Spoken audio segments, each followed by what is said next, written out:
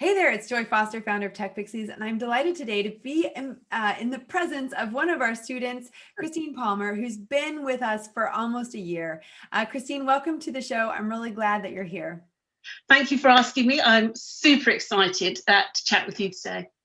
It's so much fun because I've been doing a couple conversations with students who've been in our program for a year, and there's something really magical that happens after you've had time to learn the new skills that you've got from the Social Media Magic course and apply them. And of course, we have a lot of women who are changing careers and becoming entrepreneurs. They're starting up businesses, and you are one of those women. So you had a long-term career. You were in the same career for a long time. Tell us about that, and tell us about why you used TechPixies to help you make the switch. So for 16 years, I was in independent school catering, 2,000 meals a day, and we had over £1 million in budget. But I was working with my husband, so I was very much in my safe space. It's very difficult to go into your boss and say, I don't like to do that or don't want to do that. Whereas when it's your husband, you can just throw something across the desk and say, oh no, that's not for me. So I hadn't been really challenged in that 16 years. I'd got very, very comfortable. But I never chose catering. Although I enjoyed it, it wasn't my chosen career. And I've always wanted to do something that was not necessarily mine, but that I had grown. I need this thing to grow something. So I knew about TechPixies for a couple of years before I came to you, actually. So I saw your advert just before Christmas 2019, it would have been, wouldn't it? And I thought, yeah, I did the free portion of it, and yeah, it was a no-brainer for me. Just did it. And I've got so much out of it. It's not just learning those social media skills, which I was a dinosaur at. I don't mind people know my age, I'm 53. Instagram, Facebook, but not only have I gained all those skills, met a bunch of fantastic, great people who support, mentor, encourage, pick you up. But it's just given me so much more than just that. And I really have got the bit between my teeth. I'm not going as fast as I want, but Rome wasn't built in a day. So I have to kind of realize that and take my time, and it will be my time. But yeah, so it's given me a lot. So when did you make the decision to leave? And you said 16 years you were in the catering business. So you were in the catering business for 16 years. And then how long did it take you to make the decision to leave the catering business and do your own thing? And that's really funny. I've been talking about it for about probably 2017, and got to beginning of 2019. And I said to Chris, I said, I think that's it now. I think my notice is going to have to go in. And, I've kind of had enough. So I sat there one day and I said, now this is it. It was on a Friday, and he was really shocked. He didn't think that I would actually do it. And also, we've been in the same office for 16 years. We'd seen each other morning, noon and night. It was just, it was that kind of a close relationship. And but he allowed me to do it. So anyway, not allowed me, but, he was supporting. So I handed my notice in, and I was going to leave on, I think, about the 14th of April that year. Okay, so it took me till December to finally go and hand over the reins to somebody else who was eager to take over. So yeah. And then that's when TechPixies landed in your lap, and you were like, okay, I'm going to run with this. Okay, brilliant. And so what's really cool is that you ended up deciding that you were going to set up a dog t-shirt business. Yeah. Tell us about that. Why dogs? Why t-shirts? And tell us about that adventure. What has that been like for you? I wanted to do something that I felt comfortable in doing in all sorts of ways, that I could pick up the technology for, that I really enjoyed and had a connection with. I have 2 dogs. I have Ozzy, who's a 1-year-old Labrador pup that is stowed away in a bedroom at the moment with my daughter, because otherwise it'd be mayhem, and a 4-year-old Jack Russell called Olive. And they helped me through a really sort of difficult period of my life for all sorts of reasons. I had, personal reasons with relatives and things who were elderly. So they've been a real support. And also I think I'm empty nesting because my girls are 19 and 23 now. So I kind of like replacing them with dogs. What I didn't know was I won't tell them you said that. No. But what I didn't realise was obviously COVID came along and they're both back home. Well, Georgina was at home anyway, but Catherine's now firmly back home because she wants to move into London, but now's not the right time. So so we're all back under one roof and the 2 dogs. So that really piqued my interest. I'm also really interested in the environment that we live in now and what we're doing around us, what this world means to us. And I wanted to tie the 2 together. And the t-shirt seems to me ideal. They're an affordable product that you can, there's local businesses here to help. And the dogs on the t-shirts just seemed ideal. And I spoke to a few people and they seemed really keen about it.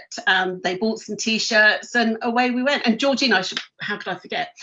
She designs the t-shirts for me. So she is the artiste of those dogs. I love that. So your daughter's one of the designers. Yeah. So I have nothing to do with the drawing. I'm absolutely hopeless at that. I couldn't draw a stick man.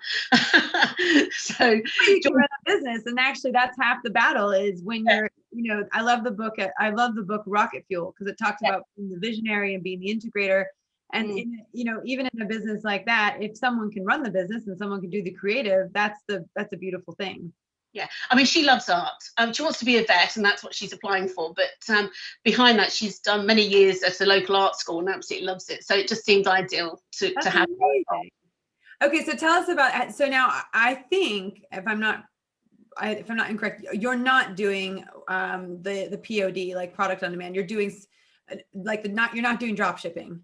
I'm not drop shipping. Wanted it to be so I could actually feel it and see it when it went out. It's quite important for me to have that link, or at least at this moment in time. Although I love things like Redbubble, I think that really has a place in our lives. Actually, let's just for someone who's listening to this and they're like, what is drop shipping? Let's just explain that. So Christine and I are both exploring this online t-shirt business at the same time, partly because I want to know how to set up a product and sell a low cost product online versus a high cost like service product or course, so I'm super curious about it. But drop shipping basically means that you've got a design and then someone like Redbubble or there's other services, they will create the product for you and ship it for you just using your design. So it's a bit more expensive in terms of your wholesale cost, but it also means that you're printing on demand, which is what the POD stands for. So printing on demand, and that means that you're not like creating products that someone doesn't buy. But you've done this differently. You've worked with a local printer, a local t-shirt company. Yes. And that's how you've done it. So So where can people find the website if they wanted to check out the dog t-shirts? It's at oliveandozzy2.com, and that's where you'll find us. So you'll find the background to what we are, what we hope to do, and most of all the t-shirts. Yeah. And you've decided to give us a very generous TechPixies code for all of our podcast listeners. Yes, is the code TechPixies? It is indeed, yeah. So when you get to when you get to checkout, pop in TechPixies, all in capitals. Not only will you get a 15% discount, but you will also get free postage and packing. Oh my goodness, Christine, you totally spoiled us. Well, this is so much fun because I think, we know that TechPixies love buying from TechPixies. So, so I know you probably get a few dog lovers who will be purchasing shirts from you. Let's also talk about another idea you have. You've got a very entrepreneurial spirit. So do you feel like, this leaving your career and then moving into a new career, changing careers, which is what you've done. And you're now, you've launched this t-shirt company and now you're moving towards just exploring your entrepreneurial space. You mentioned that you might be also exploring launching an online course. So tell us about that. So part of my job within the catering department was training, and I love lifelong learning. And, we tend to get some youngsters that come along to join us. And there's nothing better than giving them the opportunities. Okay, then they may stay with us for 2 years and then go on to go up the scale. And that's absolutely great. But I think training doesn't stop at any age.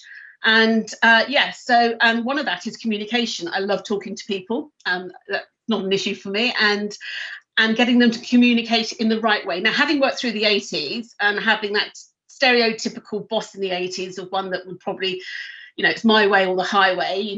What was it? It was lunches for wimps, all that kind of thing. If you didn't work 6 days, you weren't being the right person for the job. I thought lunch was still for wimps. Yeah, exactly. So I wanted to really move away, and particularly in catering, the head chef sort of scenario, throwing the pots and pans, and there's some horror stories there. So I know we've definitely moved away from that, and definitely more into the leader. So leading your staff, supporting them, teaching them, passing on skills, having a team feeling. And we've got to think about staff retention. And so that's really where my joy is. I love this. This is so much fun. And what I love about you is, it's not like it's been an easy road the last 12 months. I mean, you've had like the total roller coaster of the entrepreneurial world. But what you said to me was that COVID really allowed you to spend some time learning. And, you are a lifelong learner. And so, let's talk about that, the importance of learning a new skill and applying that new skill. What are the courses that you've been doing, and what have you got out of them? So I've done a t-shirt course to help me with Aussie and Olive. Also, obviously, your course, and I did the two of them. So yes, course creators. And I also joined the Business by Design with James Wedmore. Yeah, which is brilliant, by the way. That's such a great course. And I've just Jill and Josh are absolutely amazing as TechPixies, and they're my two big ones to go to.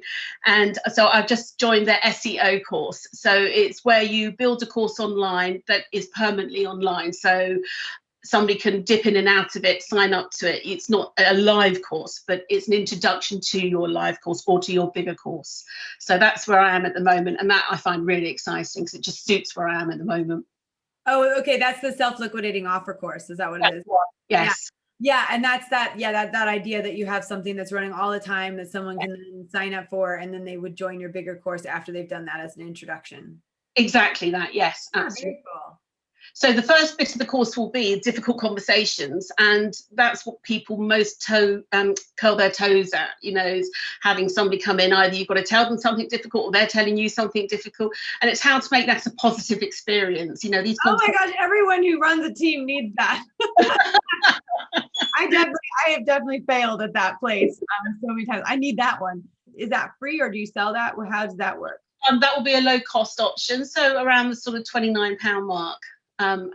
Is what we're aiming for at the moment in January. But yeah, so it's to make those conversations positive for everybody, even if there's not a wholly positive outcome to it. You can make everybody's life better by approaching them in the right way.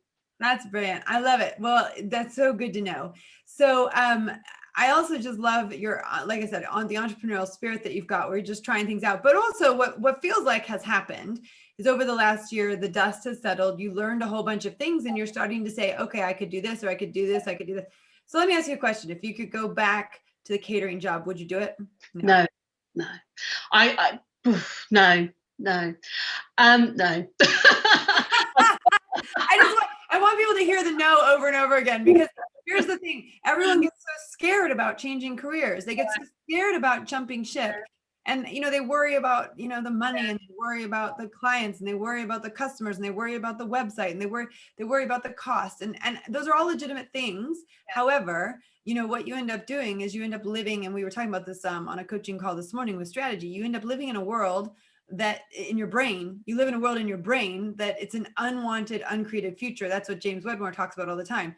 Like, I'm living in a world that I've created a world that doesn't even exist yet, that I don't want to live in. Right. Yeah. And so important to actually create a world that you want to live in, and then just know that you can go there at any time that you want with your brain, because you can create that world to be in. So, would you say that majority of the time you're focused on the success of the business versus, the things that aren't going well? I mean, all the mindset. I mean, obviously, TechPixie gives you the mindset training, as well as the, how to do your Instagram account. And it's that mindset training that really prepares you for not having that negative feeling. That word "yet" that entered my life with you hasn't left my life. Yet, baby, it's the best word ever. And it is. And I absolutely believe that 100%. It may not be right in the timeline that I want it to be, but I'm sure it's going to come my way. And that keeps me going. And being able to work in this fashion has also opened up, yes, my girls are back because it's COVID, but I've had a year that I probably wouldn't have had with my eldest daughter, and my goodness, no amount of anything would have made up for that. So Amazing. it is struggle having loss of a salary, I can't deny that, but there's other bits and pieces that we can do, selling the t-shirts to make that happen. So yeah, Well, it's I right. think that's really important that you mentioned that, though, because even though there's the loss of the salary, you'd still choose this path versus going back. And there's a great book called The Illusion of Money by Cal Cease, and he talks about the three Helens: Helen A, Helen B, and Helen C. And I talk about this a lot because I think it was very profound when I read it. But Helen A, they all win the lottery, and Helen A goes off and spends all of her money on parties and a statue and a fancy apartment in New York. And Helen B goes and invests all of her money in the bank and gets a 10% return, and she stays in her job and she's safe. And Helen A quits her job, right, to go party for a year. And then Helen C does what you did. Helen C says, okay, I'm going to invest in myself. I'm going to leave my job. I'm going to just go and explore for a year and see what there is. And, obviously you didn't travel the world because you can't in this environment, but, Helen C travels the world, and she does yoga and she learns all these things, and she comes back with this huge amount of knowledge, and she decides she's going to start talking about it on social media, and she's going to set up a YouTube channel and blah, blah, blah. And the part of the story that's really interesting is when they all lose their money because the money becomes irrelevant, right? So all the banks crash and there's no money anymore. And the question is, which of the three Helens will be able to rebuild themselves the fastest, right? It's got to be, yeah. It's got to be Helen C. Yeah. And so the question you always have to ask yourself is, am I a Helen A, a Helen B, or C? And you are clearly a Helen C. I mean, your name's Christine, but you're Christine, AKA Helen C. But I think that's such an important story, because I think people sit in jobs for a long time that they really probably should move on from because they're scared. What's your advice to someone who is scared? What do you want them to think about or realize, or what was one shift that you made? I mean, obviously you said the word yet, just saying, okay, I don't know how to do this yet, but I'll figure it out. What's another shift that you, or a piece of advice you give to someone who's kind of nervous about making that move to setting up their own business? I think it's just a case of you've got to do it in your own timeline. When it's ready. When you get to that point and you think, enough already. I need this in my life now. And I am in my 50s, and I spent a long time doing things that other people want me to do. And if I can't do what I want to do now, then that's going to be another how many years I have left on this planet still doing the same thing. And I just wasn't prepared to let that happen.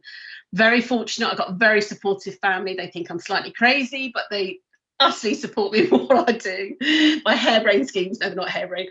And yeah, so I would say absolutely just have that confidence to take the leap and believe in yourself. It's got to be that belief that it will come your way. You try hard enough, it'll come your way. And you meet people.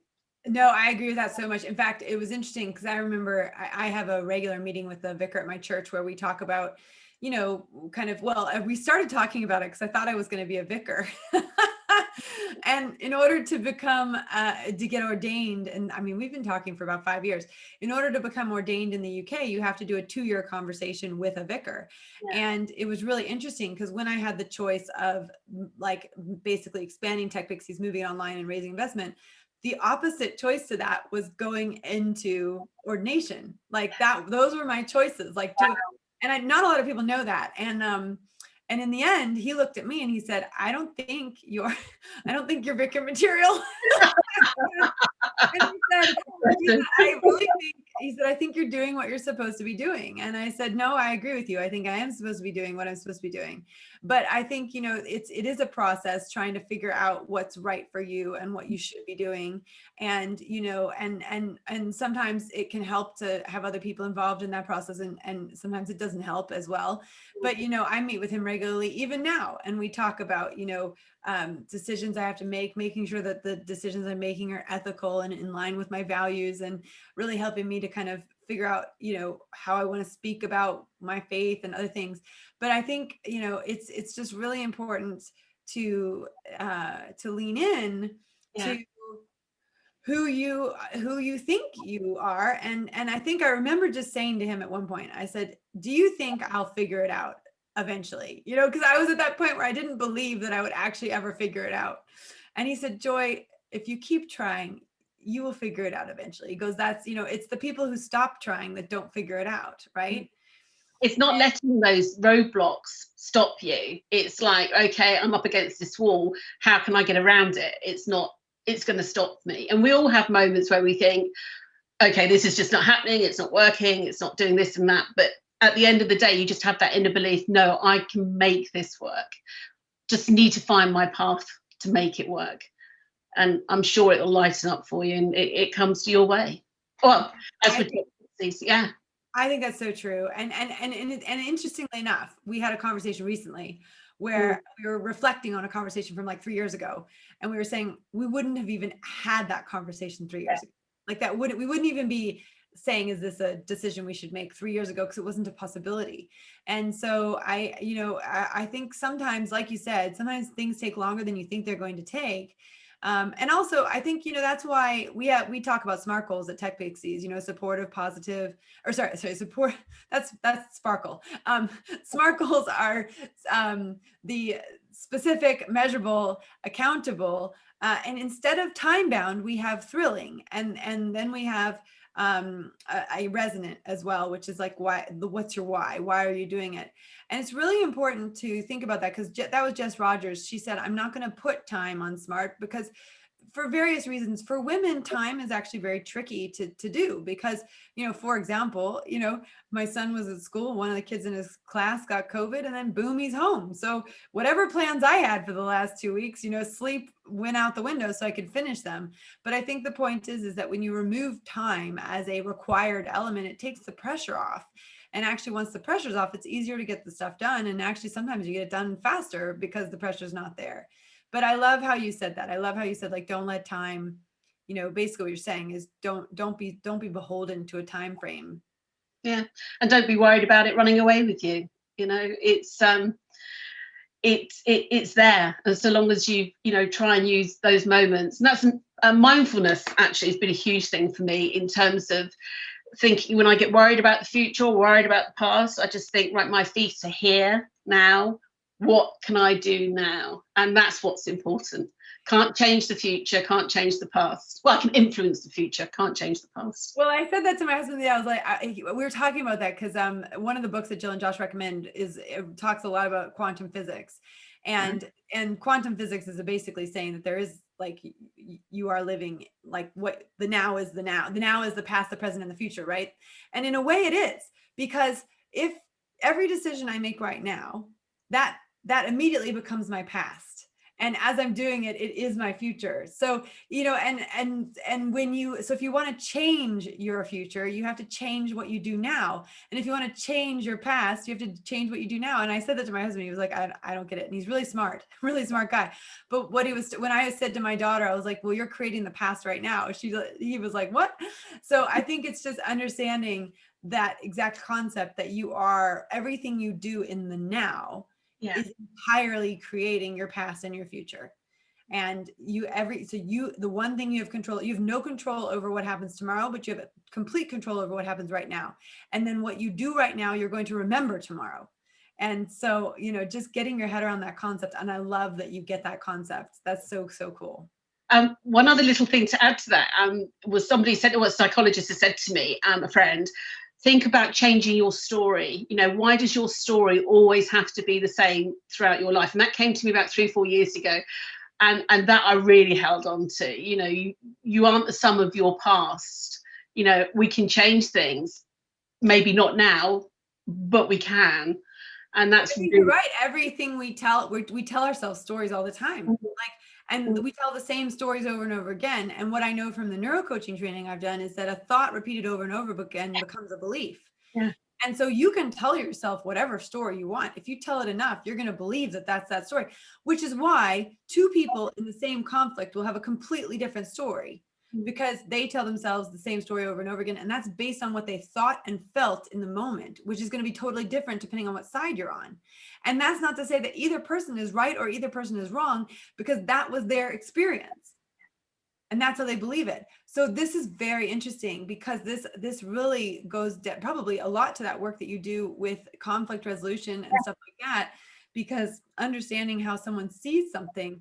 But I agree with you. You can change the story. You can rewrite the story in a totally different way.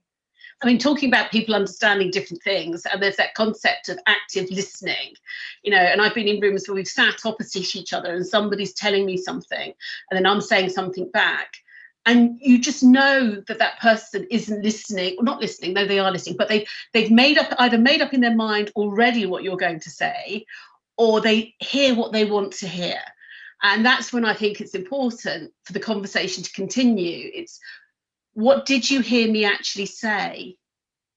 Rather than just letting the conversation go, because what you do find is they've not really heard what you've or the message that you want to get over. That's so true. And in neurocoaching, they actually make you repeat back what someone said. Yeah. Because you don't want to use your own words or interpretation when you're helping someone else get through a block. You want to use their own words. And you want to repeat them back to them, because very often as well, people don't realize what they are saying. They don't actually, and when you repeat back to them what they just said, they go, oh my gosh, like they have the light bulb moments, just because they've never heard themselves say what they've actually been thinking in their head. Yeah, it's so interesting. Absolutely. So interesting. Oh my gosh, this is, I mean, I know this is one of my favorite podcasts of the year. I really enjoyed this. It's so much fun to catch up with students who've gone through the course and just to see where they are now. And just, I love where you are and I love what you're doing. And I've just always loved following your journey. You've had such a great positive attitude, so willing to try different things, and I love that about you. And, I can't wait to hear more as things grow and expand and, all that good stuff. But thanks so much for your time today. Again, can you remind people where they can find you online and what code to put in if they want to get that discount? Absolutely. So online we're at Olive and Aussie 2, that's TOO.com. And if you pop in at checkout TechPixies, and you will get 15% discount plus free postage and packing. Excellent. And one more question, and then I'll let you go for sure. If you were talking to someone who was on the fence and trying to decide whether or not they should join TechPixies, what would you tell them? Absolutely. It's a no-brainer. Don't even think about it. Just do it, because you'll never regret doing it. Too many great people to pull on and to learn. Too many reasons why. Yeah, just do it. Change my life. I love it. Just do it. Well, thank you, Christine. And thanks so much for your time. Thank you. Bye.